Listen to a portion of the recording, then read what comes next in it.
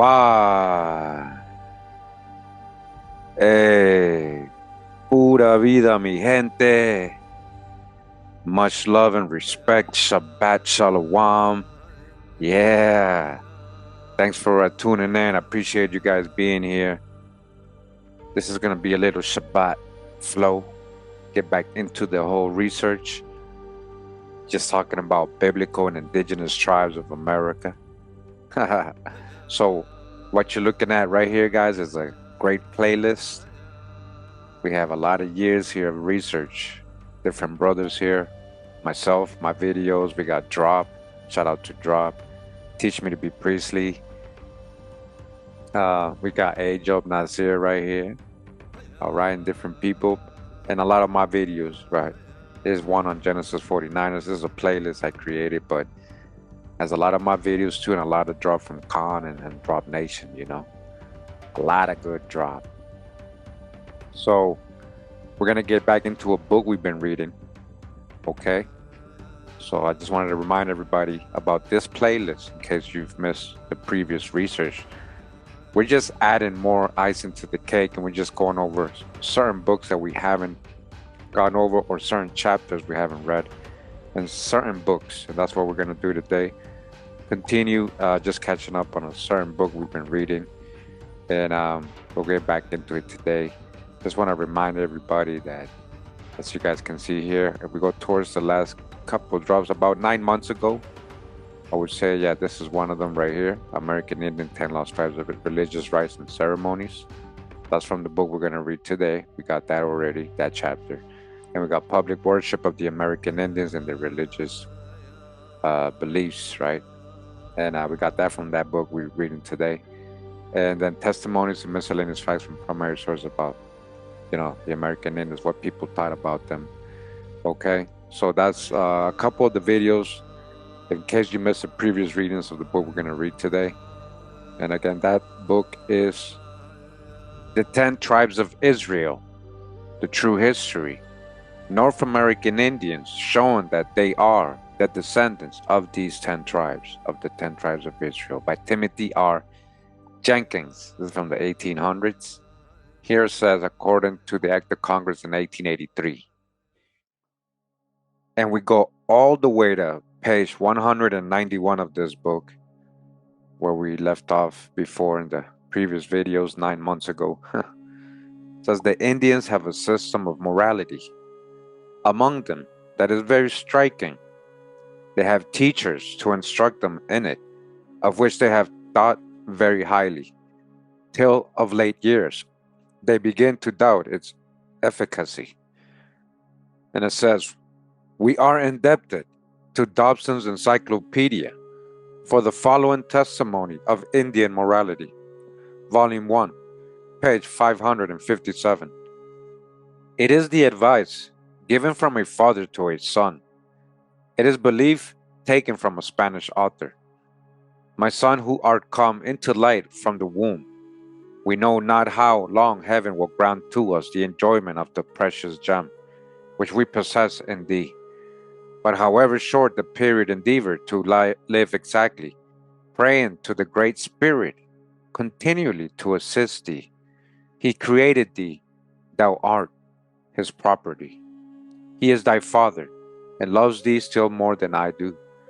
Repose in him thy thoughts, and day and night direct thy sighs to him. Reverence and salute thy elders, and hold no one in contempt. To the poor and distressed be not dumb, but rather use words of comfort. Mock not, my son, the aged nor the imperfect.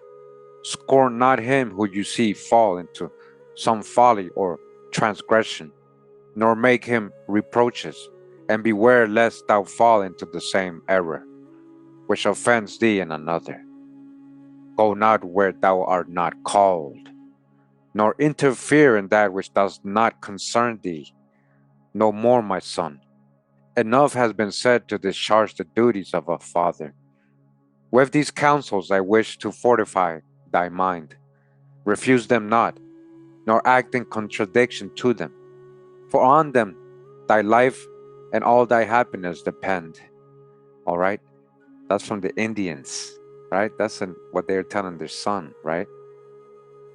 Mr. Betty, when among the Indians in Ohio, addressed them. In answer, the speaker said, they believed that there was a great spirit above and desired to serve him in the best manner they could, that they thought of him at their rising up and lying down, all right, talking about the Most High, all day, morning and night, and hoped he would look upon them and be kind to them and do them good. In the evening, several came to their lodging. Among them, one was called Neolin, a young man who used for some time past to speak to his brethren, the Indians, about their wicked ways. He had taken great pains with them, and so far Mr. Betty could learn, he had been the means of reforming a number of them. So Mr. Betty, this guy is like I guess they would call him an anthropologist or something, and he's doing studies of the American Indians and exploring. He got a lot of books, so we've read about him before. You know, he spent a lot of time amongst the Indians and wrote a lot about him. So it says he was informed by a captive who had been adopted into Neolin's family that he frequently used to boil a quantity of bitter roots till the water became very strong, that he drank plentifully of this liquor and made his family and relatives drink of it, that it proved a severe emetic, the end of which, as Neolin said, was to cleanse them from their inward sins. The following is an account of their evening entertainment at Altasi, one of the Creek towns in the year 1778.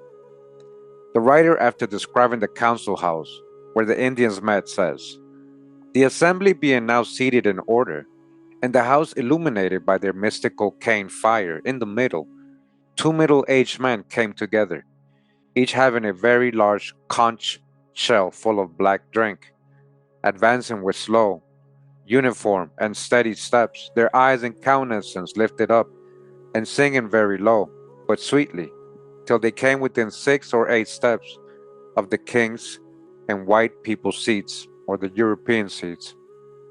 When they stopped, each rested his shell on a little table, but soon taking it up again, advanced and each presented his shell, one to the king and the other to the chief of the European people. And as soon as he raised it to his mouth, they uttered or sang 2 notes, each of whom continued as long as he had breath, and as long as these notes continued, so long must the person drink, or at least keep the shell to his mouth. These long notes are very seldom, and at once strike the imagination with a religious awe and homage to the Supreme Being, sounding somewhat like Ahoya and Alleluia. All right, like Alleluia. After this manner, the whole assembly were treated, as long as the drink continued to hold out. As soon as the drink began, tobacco and pipes were brought in. The king or chief smoked, first in the great pipe, a few whiffs, blowing it off ceremoniously, first toward the sound or sun, or as was generally supposed to the Great Spirit, for it is puffed upward, next toward the 4 cardinal points, then toward the white people or European people in the house.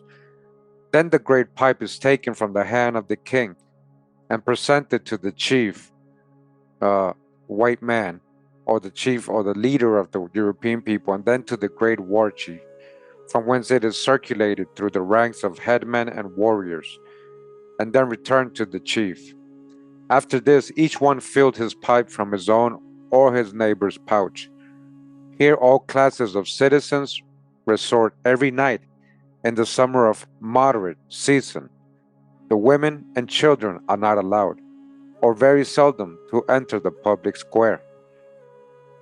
In the same year, the son of the Spanish governor of St. Augustine in East Florida, with 2 of his companions, were brought in prisoners.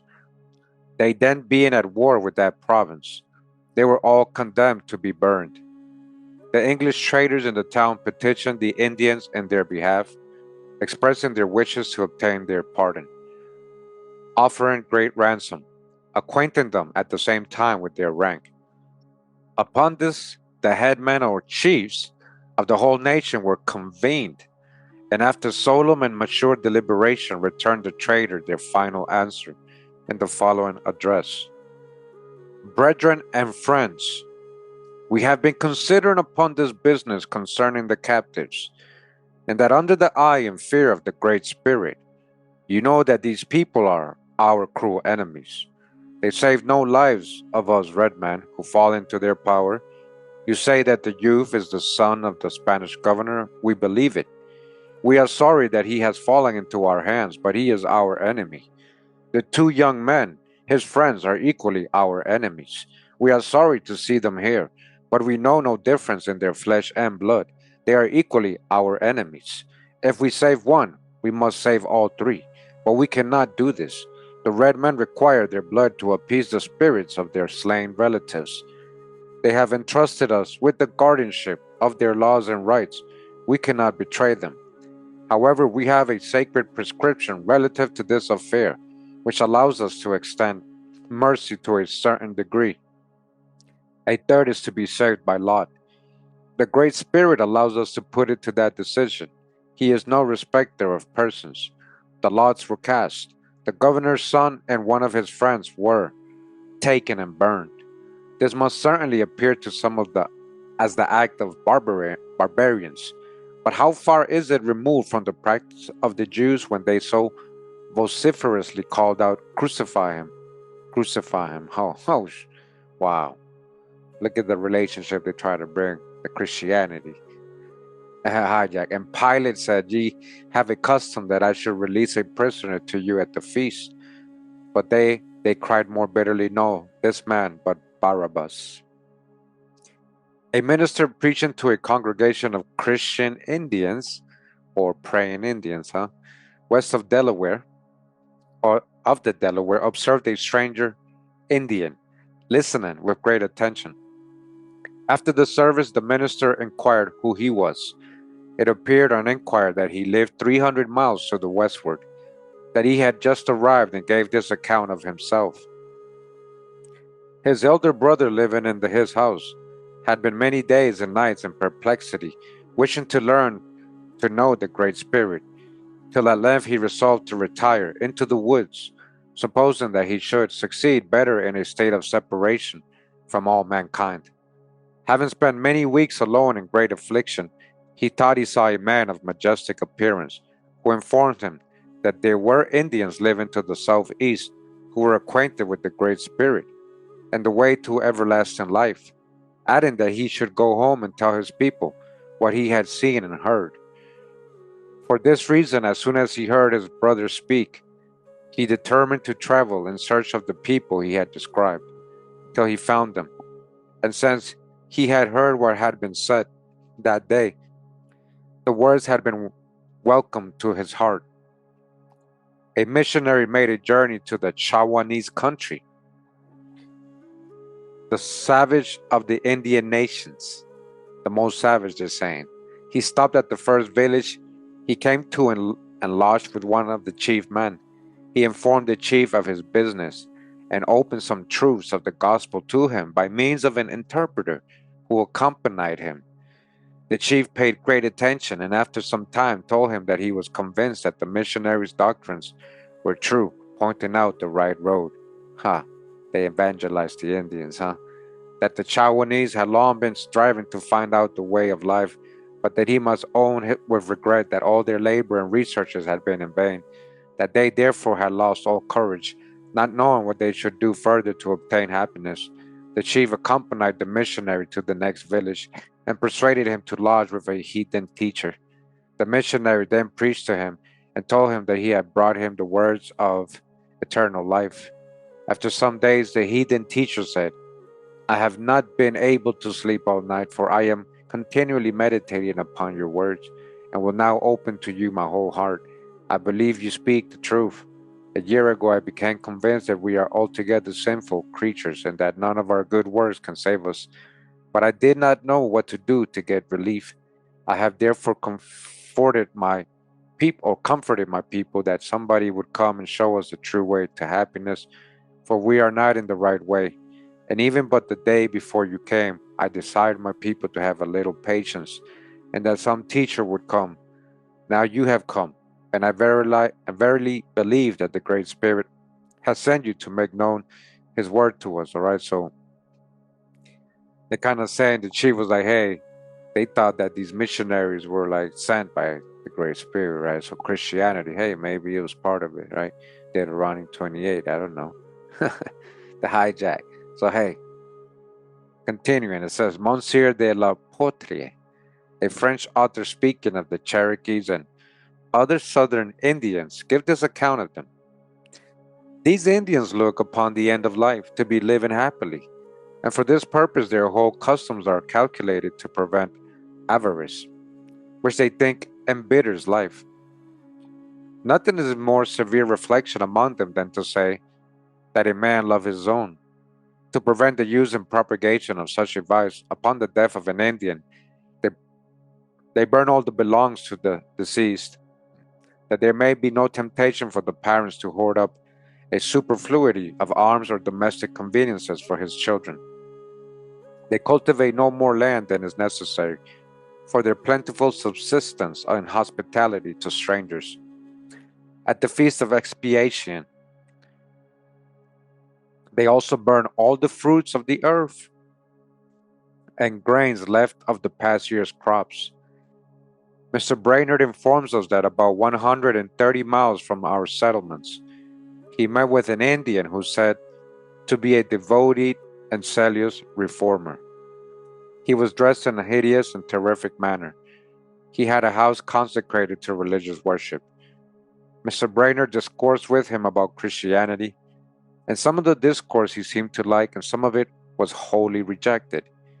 He said that God had taught him his religion and that he would never turn from it, but wanted to find someone who would heartily join him in it, for the Indians had grown very degenerate and corrupt. He said he had thought of leaving all his friends and traveling abroad in order to find some who would join with him, for he believed that the Great Spirit had other people, somewhere, who felt as he did. He said that he had not always felt as he now did, but had formerly been like the rest of the Indians until about 4 or 5 years before that time.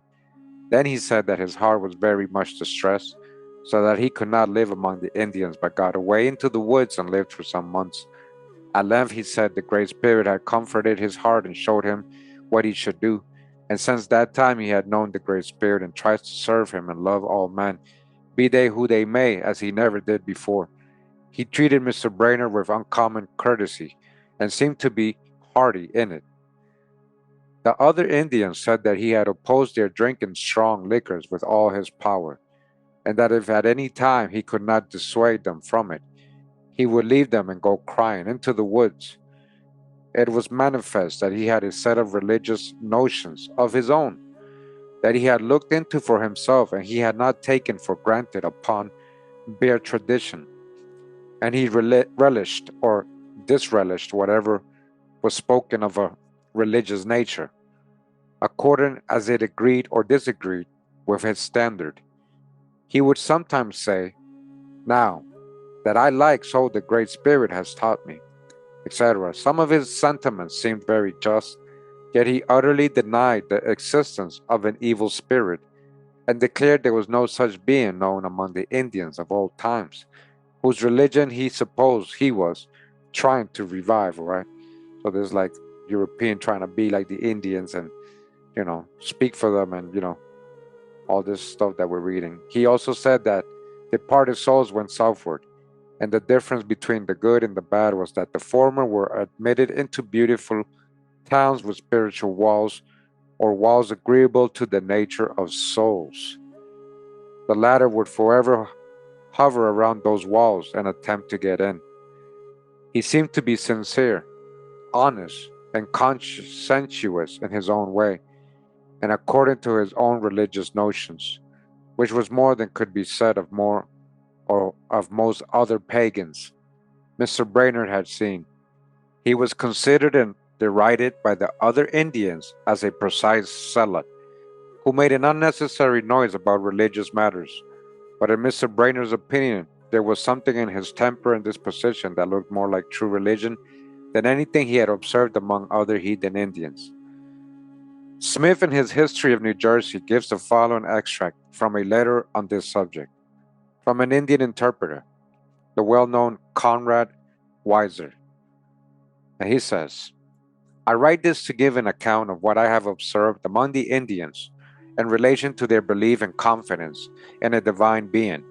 According to the observations I have made from the year 1714, in the days of my youth up to this day, if by the word religion is meant an assent to certain creeds or the observation of a set of religious duties, as appointed prayers, singing, preaching, baptism, etc., or even heathenish worship, then it may be said, the five nations have no religion, but if by religion we mean an attraction of the soul to God, whence proceeds a confidence in and a hunger after the knowledge of Him, then this people must be allowed to have some religion among them, notwithstanding their sometimes savage deportment. For we find some traits of a confidence in God alone, and even sometimes, though but seldom, a vocal calling upon Him. In the year 1737, I was sent for the first time to the Onondaga at the desire of the governor of Virginia. I set out the latter end of February for a journey of 500 English miles through a wilderness where there was neither road or path. There was with me a Dutchman, all right, so called Dutchman, and three Indians, and then gives a most fearful account of the distress to which they were driven, particularly on the side of a mountain where the snow was so hard that they were obliged to make holes in it with their hatchets to put their feet in, to keep them from sliding down the mountain. At length, one of the Indians slipped and went down the mountain, but on his way he was stopped by a string of his pack hitching fast to the stump of a small tree. Then they were obliged to go down into the valley when they looked up and saw that if the Indian had slipped 4 or 5 paces farther, he would have fallen over a perpendicular rock 100 feet high upon a craggy pieces of rock below. The Indian was astonished and turned quite pale. Then, with outstretched arms and great earnestness, spoke these words: I thank the great Lord and Governor of the world that He has had mercy upon me and has been willing that I should live longer. Which words I set down in my journal. So they wrote down the guy's prayer because he was happy he didn't, the Most High saved him. The Indians literally praying to the Great Spirit like this. So this happened on March 25th, 1737, he wrote. On the 9th of April, he was reduced so low that he gave up all hopes of ever getting to his journey's end. He stepped aside and sat down under a tree, expecting there to die. His companions soon missed him. They came back and found him sitting there. I told them that I would go no further, but would die there. They remained silent a while, and at last the old Indian said, Thou hast hitherto encouraged us. Wilt thou now give up? Remember that evil days are better than good days, for when we suffer much we do not sin, and sin will be drove out of us by suffering. But good days cause men to sin, and God cannot extend His mercy to them. But contrariwise, when it goes evil with us, God has compassion on us. These words made me ashamed. I rose up and traveled on as well as I could. That was some deep words right there. When you're suffering, you don't got time to sin, man. Wow. When you're doing good is when you're all tempted to sin, right? So the dude got up. He's like, You're right, man. 2 years ago, I was sent by the governor to Shamokin on account of the unhappy death of John Armstrong. After he had performed his errand, which was to make peace by the punishment of the murderer, the Indians made a great feast for him. And after they had done, the chief addressed his people and exhorted them to thankfulness to God. Then began to sing with awful solemnity, but with expressive words. The others accompanied him with their voices. After they had done, the same Indian with great earnestness said, Thanks, thanks be to thee, thou great Lord of the world, in that thou hast again caused the sun to shine and hast dispersed the dark cloud. The Indians are dying.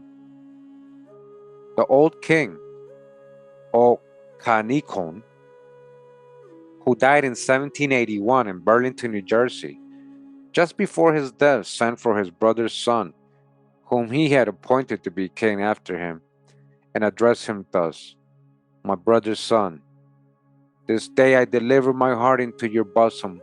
Mind me. I would have you love what is good, and keep good company, refuse what is evil, and by all means avoid bad company. Brother's son, I would have you cleanse your ears, that you may hear both good and evil, and then join with the good, and refuse the evil. And when you see evil, do not join with it, but join to that which is good. Brother's son, I advise you to be the plain and fair with all, both Indians and Christians, as I have been. I am very weak, or I would say more. After he stopped, Mr. Budd, one of the proprietors of the West Jersey, said to him, There is a great God who created all things. He has given man an understanding of what is good and bad. After this life, he rewards the good with blessings, and the bad according to their deeds. The king answered, This is what the Indian said, It is very true. It is so. There are two ways, a broad and a straight way. There are two paths, a broad and a straight path. The worst and greatest number go in the broad, the best and fewest in the straight path. Smith's History of New Jersey. The Indians originally showed great integrity in their dealings, especially with one another. Colonel Smith informs us that going a hunting to a very great distance and having got many skins and furs by the way very inconvenient to carry, they stretched them on scaffolds and left them until their return. When they returned some little time afterwards, they found their skins and furs all safe. Though this was a public place and Indians often passed on our skins hanging up to view, yet there was not one stolen. And it is seldom that Indians do steal anything from one another. You guys hear that? And they say they never did until the European people came amongst them. Until Europeans arrived, then they started stealing and learned some of them to lie, cheat, and steal. He further informs us that being in the woods in the month of February, there fell a snow and then came a severe frost that when they walked caused them to make a noise by breaking through the crust, and so frightened the deer that they could get nothing to eat. He hunted for 2 days without food, and then returned fatigued, faint, and weary. He relates his want of success. Tontilegu asked him if he was not hungry. He said he was. He then ordered his little son to bring him something to eat. He brought him a kettle with some bones and broth made from those of a fox and wild cat that the ravens and turkey buzzards had picked and which lay about the camp. He speedily finished his repast and was greatly refreshed. Tontilago gave him a pipe and tobacco, and when he was done smoking, he said he had something important to tell him. Smith said he was ready to hear. He said he had deferred his speech because few men are in a right humor to hear good talk when they are extremely hungry, as they are then generally fretful and discomposed. But as you appear now to enjoy calmness and serenity of mind, I will now communicate the thoughts of my heart and those things which I know to be true. And he says, Brother, as you have lived with the European people, you have not had the same advantage of knowing the great being above feeds his people and gives them their meat in due season, as we Indians have, who are frequently out of provisions and yet are wonderfully supplied, and that so frequently that it is evidently the hand of the great Owaneyo.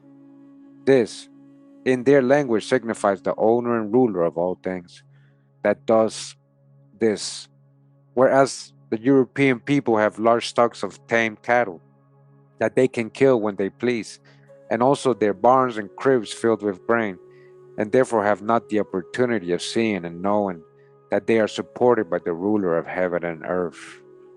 You guys hear that? Brother, I know that you are now afraid that we will all perish with hunger, but you have no just reason to fear this. Brother, I have been young, but am now old. I have frequently been under the like circumstances that we now are, and that some time or other in almost every year of my life, yet I have hitherto been supported, and my wants supplied in time of need. Brother, O Juanillo sometimes suffers us to be in want in order to teach us our dependence upon him, and to let us know that we are to love and serve him, and likewise to make us know the worth of the favors that we receive and to make us more thankful, all right? Gotta be more thankful. Everything comes from the Most High. All the food, everything we get is not made in companies or factories. Understand? Was this not one of the great ends designed by a gracious God in leading the Israelites through the wilderness for 40 years? Loves Isaiah, right here the verses, for accounts of great spirit. Brother, be assured that you will be supplied with food, and that just as the right time, but you must continue diligent in the use of means. Go to sleep and rise early in the morning and go a hunting. Be strong and exert yourself like a man, and the Great Spirit will direct your way. All right, that was the Indian letting him know. The next morning, Smith rose early and set off. He traveled near 12 miles and was just despairing when he came across a herd of buffaloes and killed a large cow. He loaded himself with the beef and returned to his camp and found his patron late in the evening in good spirits and humor. The old Indian thanked him for his exertion and commanded his son to cook it, which he did, but eating some himself almost raw, they put some on to boil, and when Smith was hurrying to take it off, his patron calmly said, "Let it be done enough," as if he had not wanted a meal. He prevented his son from eating but a little at a time, saying that it would hurt him, but that he might sup a few spoonfuls of the broth. When they were all refreshed, Tontiligo delivered a speech upon the necessity and pleasure of receiving the necessary supports of life with thankfulness, knowing that Owanillo is the great giver. Some time after they set off for home, Tontilego on the way made himself a sweet house and went into it, and put himself in a most violent perspiration for about 15 minutes, singing aloud. This he did in order to purify himself before he would address the Supreme Being. He then began to burn tobacco and to pray.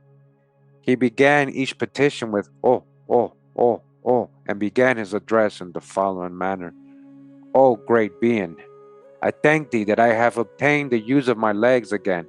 He had been ill with the rheumatism. "That I am able to walk about and kill turkeys." All right, so he was thankful for that. He's praying. "Without feeling exquisite pain and misery. I know that thou art a hearer and a helper, and therefore I will call upon thee. Oh, oh, oh, oh. Grant that my knees and ankles may be right well, and that I may be able not only to walk, but to run and to jump logs, as I did last fall.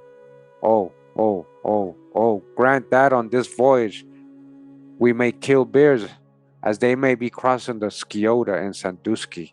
Oh, oh, oh, oh. Grant that rain may come to raise the Olentangy about 2 or 3 feet, that we may cross in safety down to Sciota without danger of our canoes being wrecked on the rocks.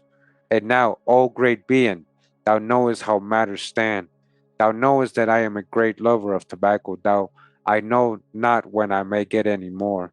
I now make a present of the last I have unto thee as free burnt offering. Therefore I expect that thou wilt hear and grant these requests, and I, thy servant, will return thee thanks and love thee for thy gifts." All right, he sacrifices tobacco as a prayer to give to the Most High. You see that? During this time, Smith was greatly affected with his prayers until he came to the burning of the tobacco. And as he knew that his patron was a great lover of it, when he saw him cast the last of it into the fire, it excited in him a kind of merriment, and he insensibly smiled. The Indian observed him laughing, which displeased him, and occasioned the following address: "Brother, I have something to say to you, and I hope you will not be offended when I tell you of your faults. You know that when you were reading your books in town, I will not let any of the boys or anyone disturb you. But now, when I was praying, I saw you laughing. I do not think you look upon praying as a foolish thing. I believe you pray yourself. But perhaps you may think my mode and manner of praying is foolish. If so, you ought in a friendly manner instruct me and not make sports of sacred things. All right, he's saying, hey, why are you laughing at the way I pray? The Indian is letting him know, the Smith dude. He's like, I didn't make fun of you or let anybody make fun of you when you were reading your Bible, right, in town. That's what he's letting him know. Smith acknowledged his error. On this, the Indian handed him his pipe to smoke in token of good friendship, though he had nothing to smoke but red willow bark. Smith then told him something of the method of reconciliation with an offended God, as revealed in his Bible, that he had with him. The Indian said he liked that story better than that of the French priest, but that he thought that he was now too old to begin and learn a new religion. He should therefore continue to worship God in the way that he had been taught, and that if future happiness was to be had in this way of worship, he expected that he would obtain it, and that if it was inconsistent with the honor of the Great Spirit to accept of him in his own way of worship, he hoped that Owanillo would accept of him in the way Smith had mentioned, or some other way, though might now be ignorant of the channel through which favor or mercy might be conveyed. Right? He added that he believed that Owanillo would hear and help everyone who sincerely waited upon him. Here we see, notwithstanding the just views this Indian entertained of Providence, yet though he acknowledges his guilt, he expected to appease the deity and procure his favor by burning a little tobacco. Thus the Indian agreed with revelation in this, that sacrifice is necessary, or that some kind of atonement is to be made in order to remove guilt and reclaim the sinner to God. This, accompanied with numberless other witnesses, is sufficient evidence of the truth of the scriptures. All right, talking about how the Indians are.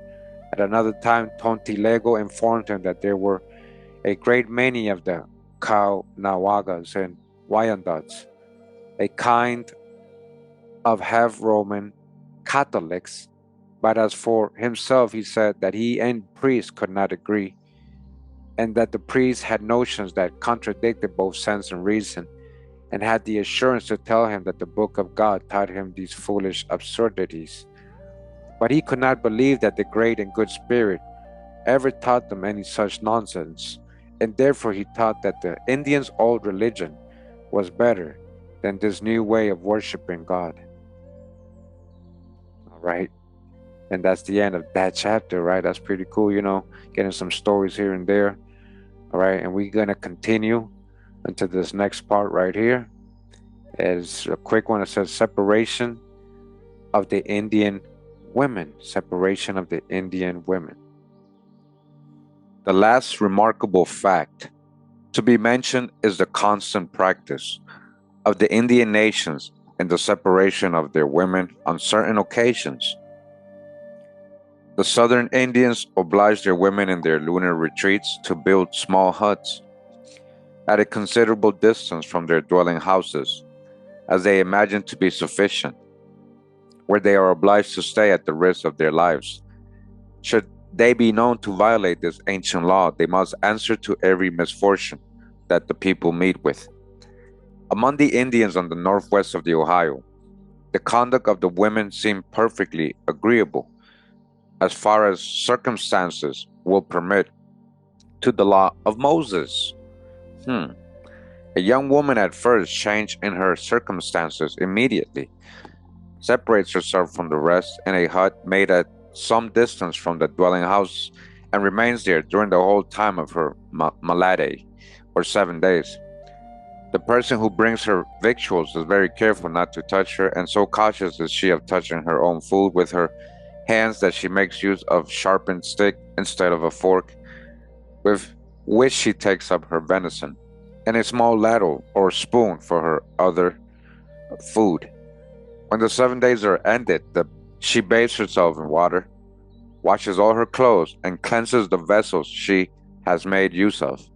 Such as are of wood, she scalds and cleans with lye made of wood ashes, and such are made of earth or iron, she purifies by putting into the fire. She then returns to her father's house and is after this looked upon as fit for marriage, but not before. A Muskogee woman delivered of a child is separated in like manner for 3 moons, or 84 days. Cross Week Sung, the once Indian town in New Jersey, signifies the house of separation.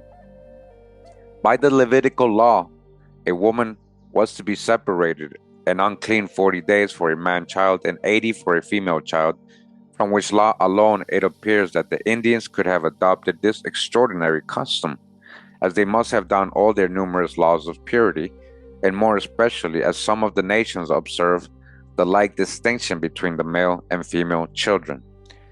The young women at our people's first coming among them were very modest and shamefaced. Both young and old women would be highly offended at indecent expressions, unless corrupted by drink. They were very neat and clean, except in some instances when they neglected themselves. Smith's History, page 138. So we continue in the book, and this part of the book is called Inference. Having thus gone through with a collection of facts, and he's talking about everything we've read in like the last 4 or 5 videos of this book, right? All these facts that he's gone over, pointed out. That has taken much time, great attention, and strict inquiry. In order to prevent the writer from being deceived himself, or his being the innocent cause of deceiving others, he is now brought to draw some conclusions from the whole taken together. He would avoid all dogmatical assertions or unreasonable confidence in anything that he has collected, or any observations he has made, as he considers this a subject for the exercise of wisdom, research, inquiry, and mature reflection. But nevertheless, while he uses every necessary precaution, and wishes freedom of inquiry on the best evidence, yet he earnestly solicits the reader to keep in mind that his principal design in these labors has been to invite and tempt the learned and industrious, as far as they can obtain opportunities, to inquire further into this important and useful subject.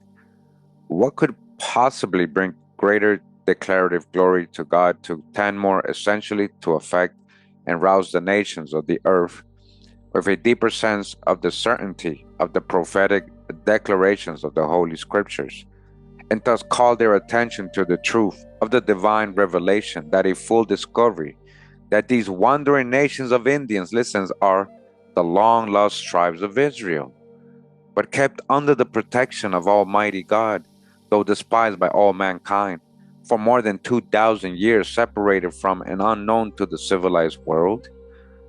Thus wonderfully brought to a knowledge of their fellow men, they may be miraculously prepared for instruction and stand ready at the appointed time, when God shall raise the signal to the nations of Europe to be restored to the land and country of their fathers, all right? Until the time comes when the whole world knows who you are. It says, and to Mount Zion, the city of David, their great king.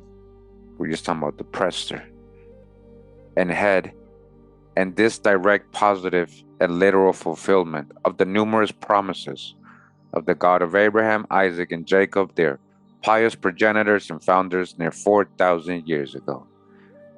Would not such an event be the most ample means of publishing the all-important facts above the Old and New Testament to all the nations of the earth, and thereby lead all men to the acknowledgement that the God of Israel is a God of truth and righteousness, and that whom he loves until the end? He's saying, when they find out who you really are, and the true Israelites, the true chosen people, the true biblical people, right? They were real people. When they find out, it's saying, isn't that what's going to happen? They would be convinced that his all-seeing eye had been opened upon them in all their wanderings, under all their sufferings, and that he had never forsaken them, but had shown his watchful providence over them. And that in the latter day it shall come to pass that the mountain of the Lord's house shall be established on the top of the mountains, and shall be exalted above the hills, and all nations shall flow unto it. And many people shall go and say, Come ye, let us go up to the mountain of the Lord, to the house of God of Jacob, and he will teach us of his ways, and we will walk in his paths. From out of Zion shall go forth the law and the word of the Lord from Jerusalem. Isaiah 2, 1 to 3. All right, it's all going to come true. St. Paul certainly entertained some such views of this extraordinary event when he so pathetically sets forth this glorious issue of the providence of God. Speaking of Israel, I say then, have they stumbled that they should fall? God forbid, but rather through their fall, salvation has come unto the Gentiles to provoke them to jealousy.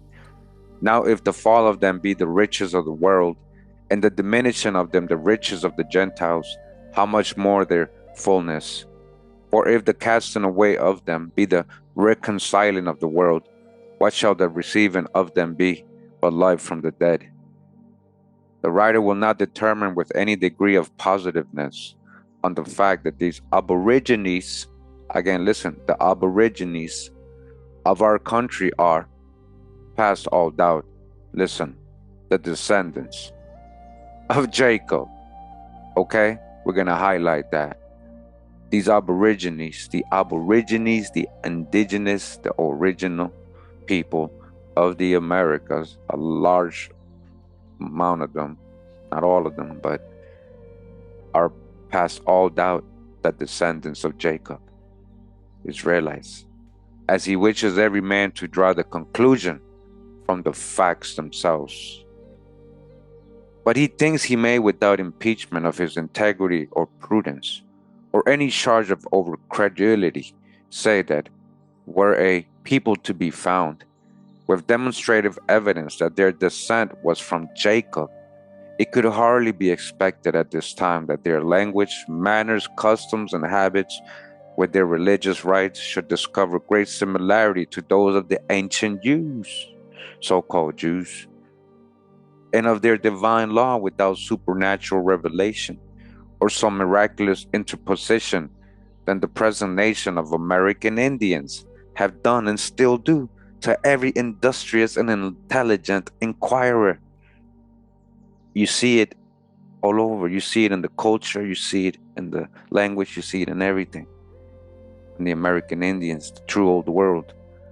This is not the first time that the idea has been advanced of the possibility of these tribes emigrating to America over the Strait, Kamchatka, and preserving the indelible mark of the children of Abraham, as he has already shown in the foregoing pages. All right, so again, through old world, they've seen it in reverse, or returning from Chaldea, Ireland, coming back. Abraham, in addition to which many of the first European visitants in a very early day drew this conclusion from personal observation of the then appearance of things and persons from people's personal accounts living with them.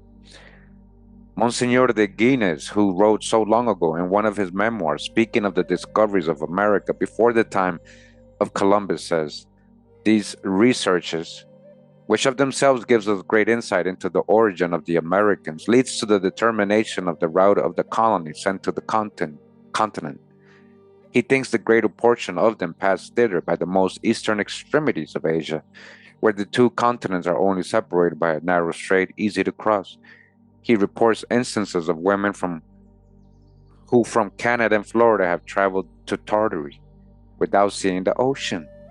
When it was more connected, Tartary was right here in North America too. In this case, they must have passed the straits on the ice or not. They could have just gone up north. Let the foregoing facts collected in these pages, however, imperfectly and methodically, put together by one whose means of knowledge has been very scanty, be impartially examined without prejudice, and weighed in the scale of testimony, compared with the language, customs, manners, habits, religious prejudices, and special traditions of the Hebrews. You had to compare the life, and that's what he did in this book. We read already a lot in the previous videos, that he put out a lot of examples, plus we got so many other books that we read, right? Just on that playlist alone that I showed you guys earlier, if you watch all those videos. So especially under the impression of their being related and confirmed by so many authors, separated by birth, national manners, distance of time, strong prejudices, religious jealousies, various means of knowledge, and different modes of communicating the facts.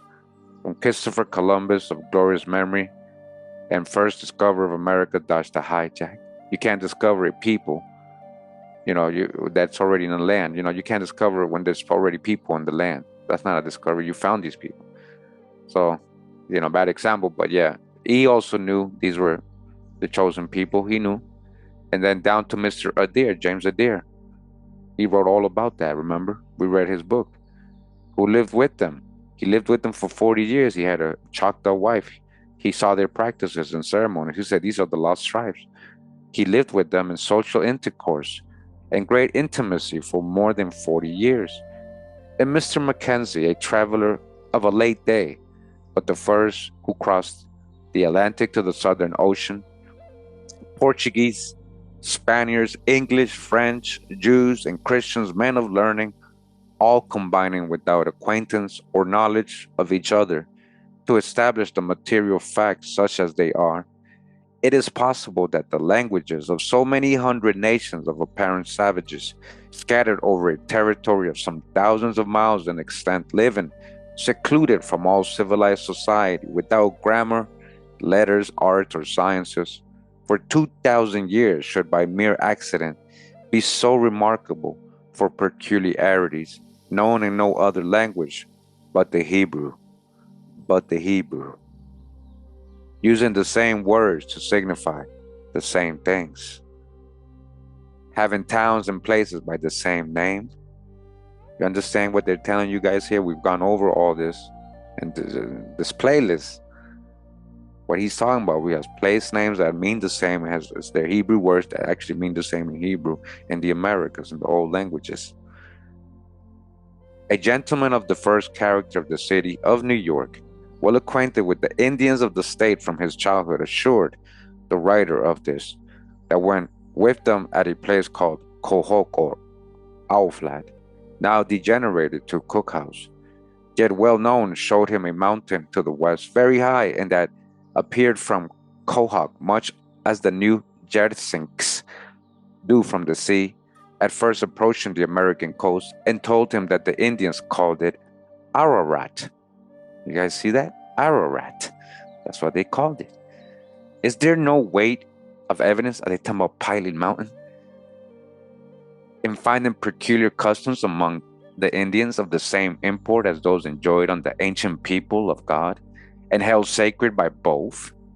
I got the same stories and customs. Or in each people having 3 sacred feasts, religiously attended every year, with peculiar and similar rites and dress to which the males only should be admitted, and these held at certain periods and at certain places of worship in a nation, and conforming with astonishing precision to each other, while the women were wholly excluded by both people, and particularly that connected with one of them. Each people should have another, of a very singular and extraordinary nature, in the evening being in part a sacrifice in which not a bone of the animal provided for the occasion should be broken, nor a certain part of the thigh eaten, that if a family were not sufficient to eat the whole, a neighbor might be called in to partake with them, and that if any be left, it should religiously be burned in the fire before the rising of the next sun, that their houses and temple at one of these feasts were to be swept with great care, and searched in every part with religious scrupulosity, that no unhallowed thing should remain unconsumed by fire, and that the altars for the sacrifice were to be built of unhewn stone, or on stone on which a tool had not been suffered to come, that the entrails and fat of the sacrifice were to be burned on the altar, and the body of the animal only to be eaten. When all these are compared with the Hebrew divine law, so they were just talking about the American Indian customs that people observed them doing, right? Now, when you see all that, right, and when you compare all that with the Hebrew divine law given them by God Himself from heaven, we find every article religiously commanded and enforced by sovereign authority. Then examine their other religious feasts of different kinds and reflect on their conformity, in a surprising manner in times, customs, and effects to the Hebrew rites and ceremonies, and what rational man of sound judgment but must at least acknowledge that there is great encouragement to the inquisitive mind to proceed farther and make these people the subject of attentive and unwearied inquiry. And to all this, their general appearance, their customs and manners in private life, their communion with each other, their ceremonies and practices in society, their common religious and moral observations, their belief in a future state, their religious observation of and most sacred respect to an ark and going out to war, and even their cruelties and barbarous customs and the treatment of their enemies, and ought they not to be included in the enumeration? It's like everything that he's saying, like pointing out about the American Indians. They even travel with an ark. You know, we read that so much. They go to war with an ark. They build a tabernacle or a little temporary temple for this ark while they travel with it, just like like the Israelites. You know, like we pointed this out in so many videos and so many different books and stuff, and different nations doing it. The strong bearings that many of the foregoing traditions have on their origin and descent, their manner of coming into this country, and their future expectations being so very similar to those experienced by the Jews in their exodus, or the Israelites, right? From Egypt, from bondage. So their stories, right? Their expectations, their stories, very similar to those experienced by the ancient Israelites in their exodus from Egypt, should not be left out of the scale of the testimony. Can it be probable? Nay, if we judge from past experience, may we not ask with propriety, can it be possible, unless a miracle is acknowledged, that so many Indian words should be purely Hebrew? So many Indian words should be purely Hebrew, or their mother tongue, right? And the construction of what little we know of their language, founded on the same principles, if there never had been any intercommunion between the two people. That's why when they brought their interpreters, they spoke Hebrew and Chaldean, they could talk to the Indians, guys. There can be but little doubt, were their language well known to the learned in Europe and America, but that many more important discoveries might be made convincing to every judicious mind that now lie in their utter oblivion. Let it now be asked, what then is the use that should be made of the facts thus brought to light, partial as they are? All right, like what is, knowing all this, how does it empower you? How does it change anything, right? That's a good question. A lot of people ask me that. What's the point of all this, Kurimeo? Well, if you don't understand the point, how deep this is, then I can't help you. But I'm letting you know this is the true history. It's more than just Bible stories, and it's more than just something that's not attached to you or part of you. It's actually you. You are the book, is what I'm trying to show. You are the book, is what we're showing you. And he says, it is answered. Like, what do? It is answered.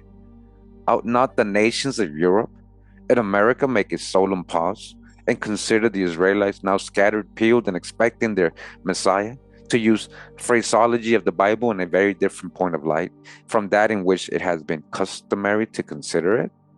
This has been dark indeed. They have been treated by civilized nations as the offscourings of the earth, despised, contemned, persecuted, abused, reviled and charged with the most abominable crimes without evidence, unheard and contrary to all probability. You get? Who's been living like that? Who's been living like that all these years? What they just described right here. Nay, they have been treated like the wild beasts of the forest, have been proscribed, banished, murdered, or driven from one nation to another, but found safety in none. It is asserted by the best writers that after the destruction of Jerusalem, in the time of Domitian, multitudes of Israelites or Hebrews who had survived the sad catastrophe of the destruction of their city and temple sought an asylum in various parts of the world. Many retired to Egypt, so-called Egypt, right? Ancient Egypt. We're talking about the south, where an Israelite colony had resided from the time of Alexander. Others fled to Cyrene. A large number removed to Babylon and joined their brethren who had remained in that country ever since the captivity, Some took refuge in Persia. All right, we got those videos too, right? The ones in Asia and other Eastern countries. They became divided into Eastern and Western Israelites. The Western included Egypt, Judea, Italy, and other parts of the Roman Empire. The Eastern were settled in Babylon, Chaldea, Ireland, Assyria, and Persia. This was about the 2nd century, but previous to the destruction of the temple from, those Israelites who resided in the eastern countries sent presents to Jerusalem, retired thither from time to time to pay their devotions and acknowledge the supreme authority of the high priest.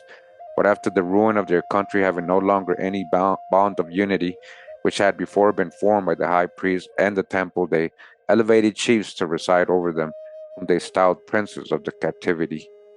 All right, that's from that book right there they're reading. In the year 130, Adrian, the Roman emperor, starts to hijack with their timings and these really Middle Ages, having provoked the Israelites almost to madness and desperation, they took arms, headed by one Kosida, who took the name of Barachot-Chebas, which signifies the son of star, a star, pretending to be one prophesied of in that declaration of Balaam, there shall come a star out of Jacob. After various and great successes, he was defeated and killed in the town of Bitter, where he had taken refuge, obliged to surrender. They were slain in battle 580,000, 580,000, besides a vast number who perished by sickness, fire, famine, and other calamities. Vast numbers were exposed to sale at the fair of Terebith at the price of horses and dispersed over the face of the earth, like people being enslaved. Listen, Israelites losing a battle. Vast numbers were again put to sale on the fair. In the fair, World's Fair, at the price of horses, just like animals, and dispersed, scattered throughout the face of the earth. So what do you mean? The Israelites got scattered. In the year 1039, the Sultan Gala Dulas resolved to extirpate the Israelites. For this purpose, he shut up their academies, banished their professors, and slew the prince of the captivity with his family. This persecution dispersed many into the deserts of Arabia, while others sought an asylum in the west. Benjamin of Judea found a prince of the captivity in Persia in the 12th century. In the time of the Crusaders, 1500s were burned at Strasbourg, in 1300 at Mayence. According to the Jewish historians, 5,000, but according to the Christian writers, the number was 3 times greater, were either slaughtered or drowned. It is also said that upwards of 12,000 were slain in Batavia in the year 1238. During the reign of St. Louis of France, 2,500 were put to death by the most cruel tortures. They say, hey, what happened to all these black folks, Kurimeo, in Europe? Listen, man, who they slaying here? Ancient Hebrews, right? In the year 1240, the celebrated Council of Alliance passed a decree enjoining all Christian princes who had Jews in their dominions under penalty of excommunication to compel them to refund to the Crusaders all the money they had obtained by usury. This oppressed people were also prohibited from demanding any debts due to them from the Crusaders till their return. In the time of Ferdinand of Spain and Pope Sixtus the Fourth, 2,000 were put to death by the Inquisition. So now we're talking about the Sephardic Jews, right? So we're talking about 1200s and these people getting murdered and killed. I mean, this is almost the same time with the Khazars are converting to becoming Jews. So who are they really talking about? We got to go case by case because they were all probably persecuted together, anyways, if you were practicing that too. But either way, a lot of these are actual Hebrews that they were murdering, dispersing, enslaving. And by the time, Columbus time, right, 1492, now it's the Catholics going after the Sephardic Jews, Portugal and Spain, the ones in the Mediterranean, anybody, they were going after all of them. So it says in 1492, Ferdinand and Isabella banished 800,000 Jews from Spain, or Sephardic Jews, right? So this is the same year Columbus ended up in America, right? It's not a coincidence. It was the same year the Inquisition started in Spain, right? So it says in 1349, a set of enthusiastic Catholics called Flagellantes, or Edomites, incensed the populace against the Sephardic Jews at Metz and slew them, thousands of them, set fire to their houses, which were destroyed with part of the town. Says Basnaich, 986. but as it may tend to greater certainty, and really confirms what is confirmed in Holy Writ. The following quotation from a Jewish author complaining of their hard treatment, though long, will be excused. It is taken from a work entitled An Appeal to the Justice of Kings and Nations, cited in the Transactions of the Parisian Sanhedrin, page 64, and mentioned by Mr. Faber in his work on prophecies. Soon after the establishment of Christianity, the Jewish nation dispersed since the second destruction of its temple and totally disappeared, right? The Israelite, right? The Hebrew, by the lights of the flame which devoured the monuments of their ancient splendor. The conquerors beheld 1,000,000 victims dead or expiring on their ruins, all right, after the destruction. What happened? Is this all happened in the Americas? Yeah. What happened? All these ruins, all these ruins in the Americas. Even before the Spanish, when the Spanish got here, there was already ruins, very ancient towns. The hatred of the enemies that unfortunate nation raged longer than the fire which had consumed this temple, active and restless, it still pursues and opposes them in every part of the globe over which they are scattered. The persecutors delight in their torments too much to seal their doom by general decree of proscription, which would put an end to their burdensome and painful existence. It seems that they were allowed to survive the destruction of their country only to see the most odious and calumnious imputations laid to their charge, to stand as for the constant object of the grossest and most shocking injustice, as a mark for the insulting finger of scorn, as a sport to the most inveterate hatred. It seems as if their doom was incessantly to suit all the dark and bloody purposes which can be suggested by human malignity, supported by ignorance and fanaticism, weighed down by taxes and forced to contribute more than Christians to the support of society. They had hardly any of the rights that it gives. If a destructive scourge happened to spread havoc among the inhabitants of the country, the Israelites had poisoned the springs, or these men cursed by heaven had nevertheless incensed in by their prayers against the nation they were supposed to hate. Did sovereigns want pecuniary assistance to carry on their wars? The Jews were compelled to give up those riches in which they sought some consolation against the oppressing sense of their abject condition. As a reward for these sacrifices, they were expelled from the state which they had supported and were afterwards recalled to be stripped again. Compelled to wear exteriorly the badges of their abject state, they were everywhere exposed to the insults of the vilest populace. When from his solitary retreat an enthusiastic hermit preaches the Crusades to the nations of Europe, and a part of their inhabitants left their country to moisten with their blood the plains of Palestine, the knell of promiscuous massacre tolled before the alarm bell of war. Millions of Jews were then murdered to the glut the pious rage of the Crusaders. It was by tearing the entrails of their brethren that these warriors sought to deserve the protection of heaven. Skulls of men and bleeding hearts were offered as holocausts on the altars of that God, who has no pleasure even in the blood of innocent lamb, and ministers of peace were thrown into an holy enthusiasm by these bloody sacrifices. It is thus Basel, Treves, Koblenz, and Cologne became human shambles. It is thus that upwards of 400,000 victims of all ages and both sexes lost their lives at Alexandria and Caesarea. And it is after having experienced such treatment, and they are reproached with their vices. It is after being for 18 centuries the sport of contempt that they are reproached with being no longer alive to it.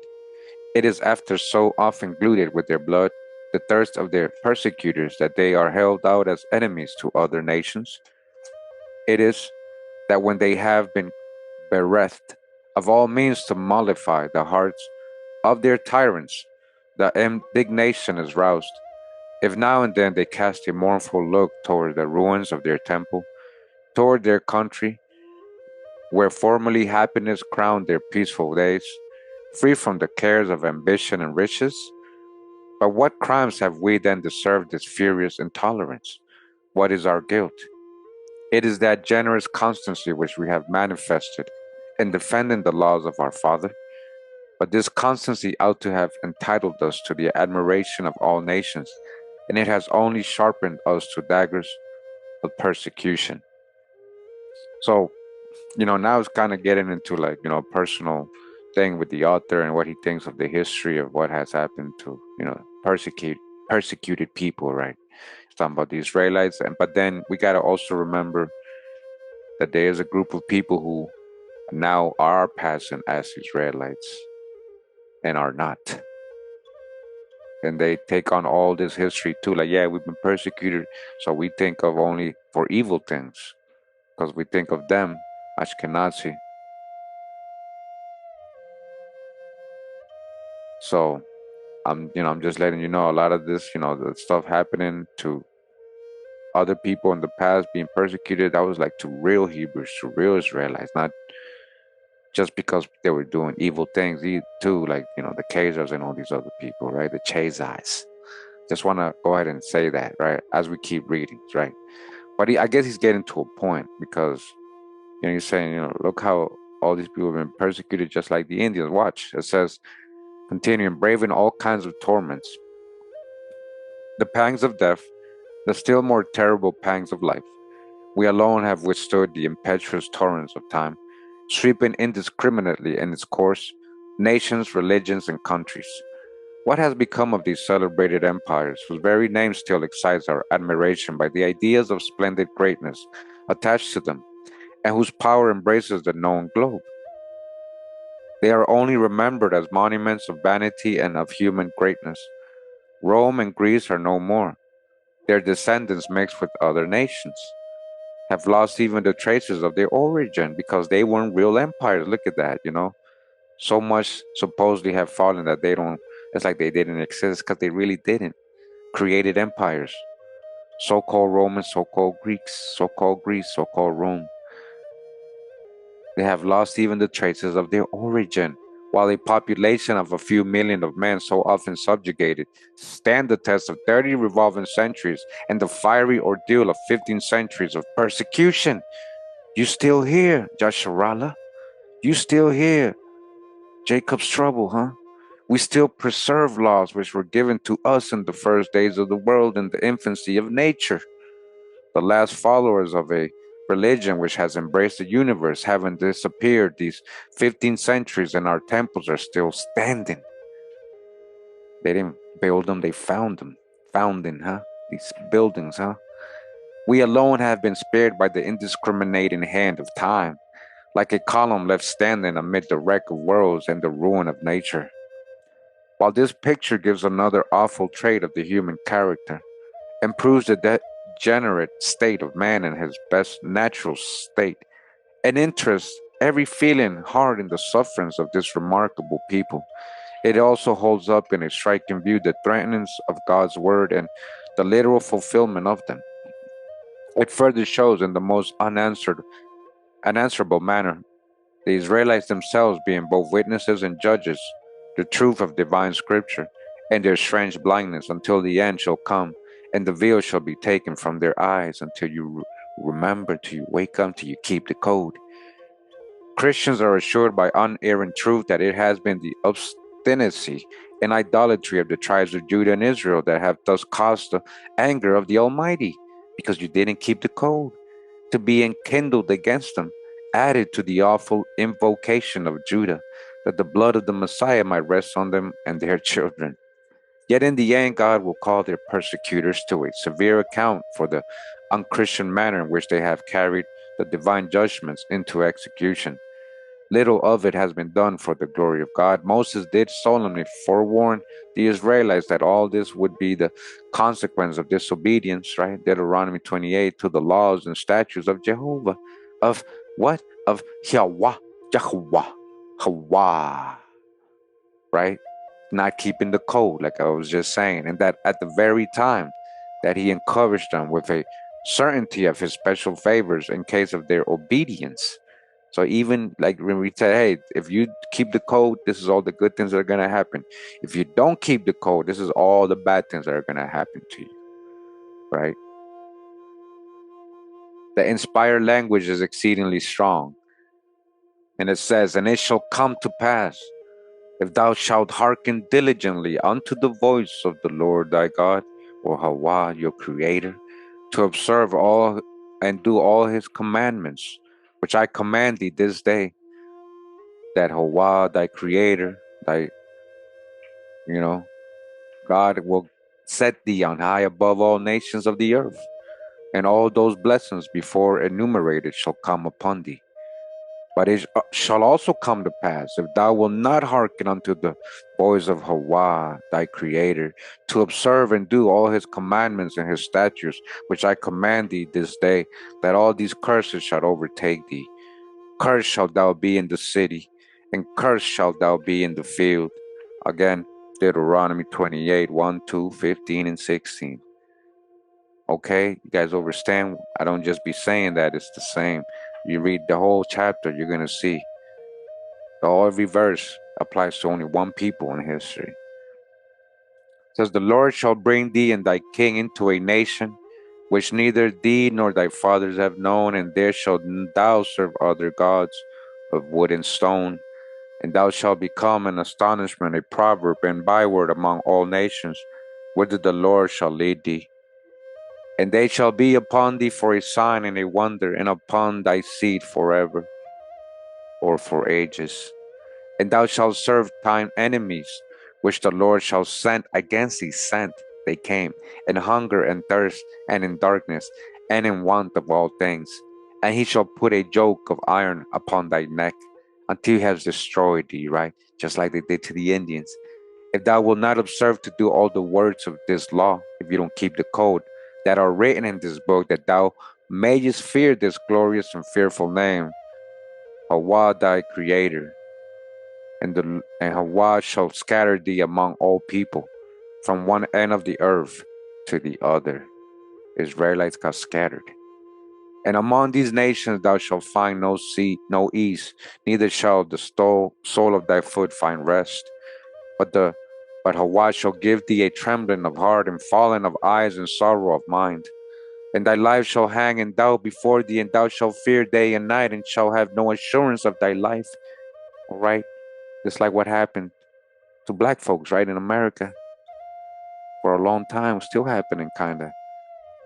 And it shall come to pass when all these things are upon thee, the blessing and the curse which I have said before thee, and thou shalt call them to mind among all the nations whither Hawa thy creator has driven thee, and shalt return unto Hawa thy creator, and shall obey his voice according to all that I command. Talking about the Great Spirit, command thee this day, and thou and thy children with all thy heart and with all thy soul, and then Hawa thy creator will turn thy captivity and have compassion on thee, and will return and gather thee from all the nations, from all over the world, not just one place. We're brothers and sisters. A lot of you guys don't know that. You're just looking at the color. Whether Hawa thy creator has scattered thee, wherever he has scattered all our brothers and sisters, all our family. If any of thine be driven out unto the utmost parts of heaven, from thence will Hawa thy creator gather thee, and from thence will he fetch thee. And Hawa thy creator will bring thee into the land thy fathers possessed, all right? And thou shalt possess it, back to your land, and he will do thee good, and multiply thee above thy fathers. And Hawa thy creator will circumcise thy heart and the hearts of thy seed, to love Hawa thy creator with all thy heart and with all thy soul, and thou mayest live, all right, the Great Spirit honor.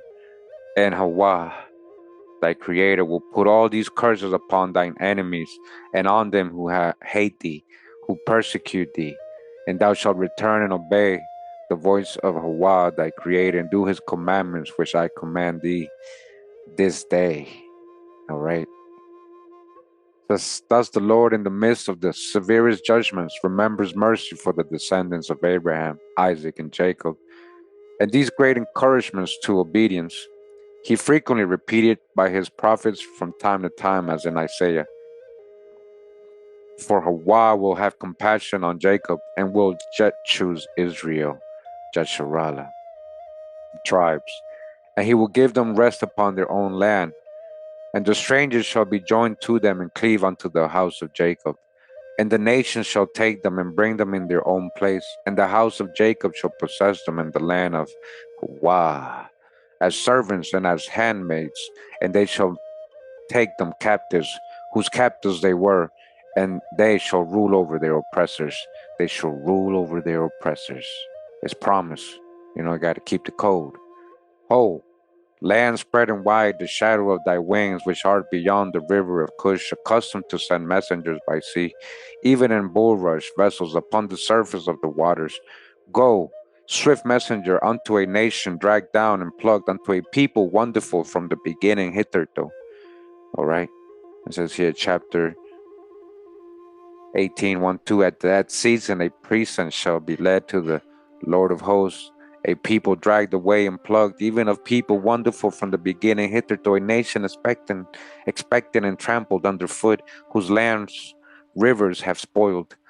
All right, whose rivers have spoiled, unto the place of the name of the Lord of hosts, Mount Zion.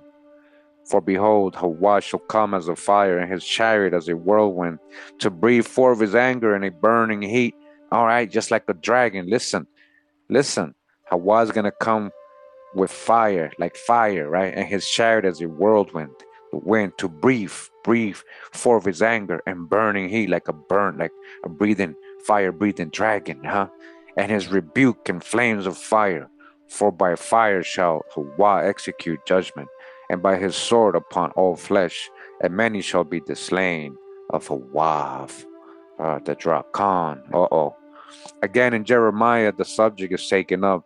For lo, the days come, says the Lord, that I will bring again the captivity of my people, Israel and Judah, and I will cause them to return to the land that I gave to their fathers, and they shall possess it. All right, Jeremiah 33. Therefore fear not, O my servant Jacob, talking about the tribes of Israel, said Hawa, neither be dismayed, O Israel, for lo, I will save thee from afar, and thy seed from the land of their captivity, and Jacob shall return, and shall be in rest and be quiet, and now shall make him afraid. For I am with thee, said the Lord, to save thee. Thou I make a full end of all the nations whither I have scattered thee. Yet will I not make a full end of thee, but I will correct thee in measure, and will not leave thee altogether unpunished. Therefore all thee who devoured thee shall be devoured, and all thine adversaries, every one of them, shall go into captivity, and they who spoil thee shall be spoiled, and all who prey upon thee will I give for a prey. Remember this and show yourself, man. Reflect on it deeply, OG apostates. I am Hawa.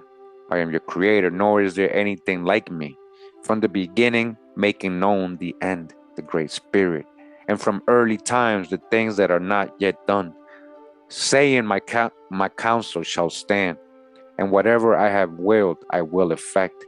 Calling from the east the eagle, and from the land far distant the man of my counsel. As I have spoken, so will I bring it to pass. I have formed the design, and I will execute it. That's Love's Isaiah, and that's the chapter right there, right? And this shall be the covenant that I will make with the house of Israel, with Jasharallah, says Hawa. I will put my law in their inward parts and write it in their hearts, and will be their creator, and they shall be my people. It says Joel also is very express upon this subject. It says, for behold, says he, in those days and in that time when I shall bring again the captivity of Judah and Jerusalem, I will also gather all nations and will bring them down into the valley of Jehoshaphat, and will plead with them there for my people and for my heritage Israel. All right, for who? For Israel, nobody else, and it's all over the Bible. He had a chosen people. Most High has, got to wake up, Joshua, whom they have scattered among the nations, who got scattered among the nations, amongst different peoples. Now they're just going off the color. Imparted my land. From all this, it appears with great certainty that in the latter day the house of Israel shall be discovered. He has a point. He had a point. Listen to his point now. So he's saying they're gonna discover. We knew eventually they were gonna discover who the real tribes of Israel, or the real people of the Bible, and brought from the land of their captivity afar off to the city of God, the new Jerusalem, that shall be restored to more than its former glory, and that all those who have oppressed and despised them wherever they are, will become subjects of the anger of and fury of Hawa, their creator. If then it is plain that the Israelites have heretofore suffered the just indignation of the Almighty for their sins, and all his threatenings and fury have literally and most exactly been poured out upon them, according to the predictions of his servant Moses, what have not their enemies and oppressors to fear? In the great day of God's anger, when he cometh to avenge his people, who have been dear to him, as the apple of his eye, they have been dear to him. Is not the honor of the Creator as much concerned in executing his threatenings on one as on the other? Will it not be wise then to consider our ways betimes and sincerely to repent of all improper conduct of oppression and destruction to any who may turn out to have been the continual object of God's regard, though suffering under his just displeasure? Like he's saying, hey, shouldn't we, if we know we're doing something bad to some of Most High's chosen people, shouldn't we stop? If his words have been yeah and amen in punishing the people of his choice because of their disobedience, what hope can those Gentiles have who are found to continue in opposition to his positive commandments? Let all then carefully attend to the word of Allah as spoken by his prophets, and watch the signs of the times, seeking to know the will of the Creator and what he expects from those who are awakened to see their error. Much is to be done when the signal is set up for the nations, and these children of the Most High, watchful providence, shall be manifestly discovered. The real children of the Most High is about to be discovered. Hey, wake up, Yasharala. They are to be converted to the faith of Christ. Oh, that's the hijack big time, you see? They're trying to make you a Christian now and instructed in their glorious prerogatives. Oh, that's the hijack. And prepared and assisted to return to their own land and their ancient city, even the city of Zion. We here, baby. Which shall become a praise in all the earth. Let not our unbelief or other irreligious conduct with a want of lively active faith in our Almighty Redeemer become a stumbling block to the outcasts of Israel, wherever they may be.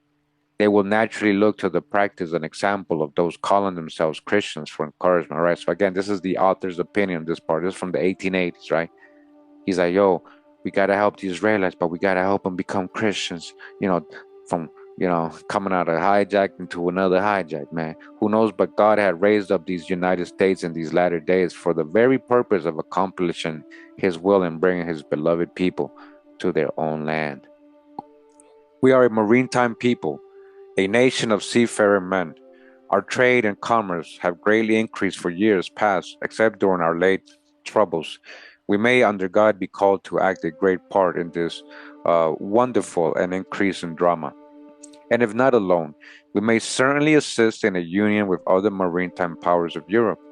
The people of Great Britain are almost miraculously active in disseminating the gospel throughout the known world. The same spirit will carry them to accomplish the whole will of God. All right. So now again, going to the hijacks, they help them spread Christianity. The time is hastening on. And if we have any understanding of the prophetic declarations of the Bible, it cannot be far off. And I said, how long, O Hawa? And he said, until cities be laid waste, so that there be no inhabitants in houses, so that there be no man and the land be left utterly desolate, until Hawa shall remove man far away, and there be many a deserted women in the midst of the land. And though there be a tenth part remaining in it, even this shall undergo a repeated destruction. Yet as the ilex of the oak, though cut down, has its stock remaining, a holy seed shall be the stock of the nation. Have not these wonderful things come to pass? And therefore have we not reason to believe the time of the end is near at hand, all right? Oh, it's always the end. When Tiglath-Pileser carried away the tribes from Samaria, he left about a tenth part of the common people behind. Shalmaneser, who could also be Genghis Khan, Shalmaneser, his successor, some few years after, less than 20 came and carried the rest into captivity, talking about the ancient Israelites, except a few stragglers about the country, and those who had taken refuge in Jerusalem. Even this small remnant were afterwards taken by Esarhaddon and Nebuchadnezzar and carried to Babylon, and the whole land left desolate, in strict fulfillment of the divine word. And even yet a holy seed shall still appear to become the stock of the nation. What then is the use that Christians ought to make of a discovery of this nature? Should they be convinced of the proposition?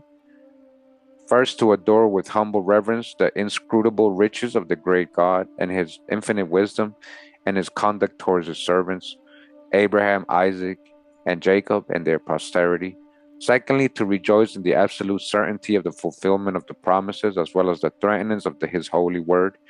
For though heaven and earth may pass away, yet not a title or title of his word shall pass away, but all shall be fulfilled. Thirdly, to enjoy the present benefit of the glorious hope set before them, even in the view of immediate death, knowing that when Christ shall come, dash the hijack the second time in his own glory and the glory of the Father. See how they add their Christianity into this, right? Again, we pull out the babies. His saints shall come with him. So again, that's quoted from the New Testament. For if we believe that Jesus died and rose again, right, you know, again, this is all New Testament. So what is the Christian should do, right? So continue a little further down. You guys can pause and read that. You know, it's a little Christian gospeling. It's gospeling. But after all, suppose we should be wholly mistaken in all our conjectures, and should treat these aborigines of this land with great kindness and compassion, under the mistaken opinion of their descent. Are they really the Israelis? Are we going to treat them good just because of that? What if we're wrong? Would any people have reason to repent acts of humanity and mercy to these wretched outcasts of society? Have not Europeans been the original cause of their sufferings? Are we not in possession of their lands? Have we not been enriched by their labors? By their what? Labors? By them being slaves, right? They are the slaves. Have they not fought our battles? Hadn't they fought all our battles and split their blood for us as well as against us? They talking about you, man. If we speak as a European nation, has not a large proportion of their numbers perished in our wars and by our means? Ought not we then now at this day of light and knowledge to think much of hearkening to the voice of mercy and the bowels of compassion in their behalf? But if it should turn out that our conjectures are well founded, what aggravated destruction may we not avoid? By an obedient and holy temper, and exerting ourselves to keep the commands of the statutes of the God of Israel. You say, yo, if we're right and we start treating them good, maybe we'll be blessed. Behold, all that time I will undo all who afflict thee, and I will save her who halteth, and gather her who is driven out. And I will get them fame and praise in every land where they have been put to shame. In that time I will bring you again, even in the time that I gathered you, for I will make you a name and a praise among all people of the earth, when I turn back your captivity before your eyes, says the Lord, says Hawa, when he restores Yasharallah, Israel, the true Israelites. We are very apt, and indeed it is a common practice to blame the Israelites and charge them with great perversiveness and call them an obstinate and stiff-necked race. See, this is what I'm saying. Which so-called Jews are you talking about here now? Talk about more modern people that chase ours, converting. That's a whole different thing. They are doing perversive stuff. They still are. So when we read, it says here of the grace and mercy of Allah towards them and the multiplied blessings promised in their obedience. Yeah, he's talking about his original Israelite people, not the Khazars. And the awful curses and severe threatenings in case of disobedience. We profess to be astonished at the hardness of their hearts and abominable wickedness of their conduct, committed in direct opposition to so much light and knowledge. Yet would not own any impartial person under a just view of our conduct to them, since the discovery of this country and the practice of a large majority of those who call themselves Christians draw a pretty certain conclusion that we had not much to insist on in our favor, that most certainly we have not done to them as we would have expected from them under a change of circumstances. We go on. Under similar threatenings, of the same Almighty Being.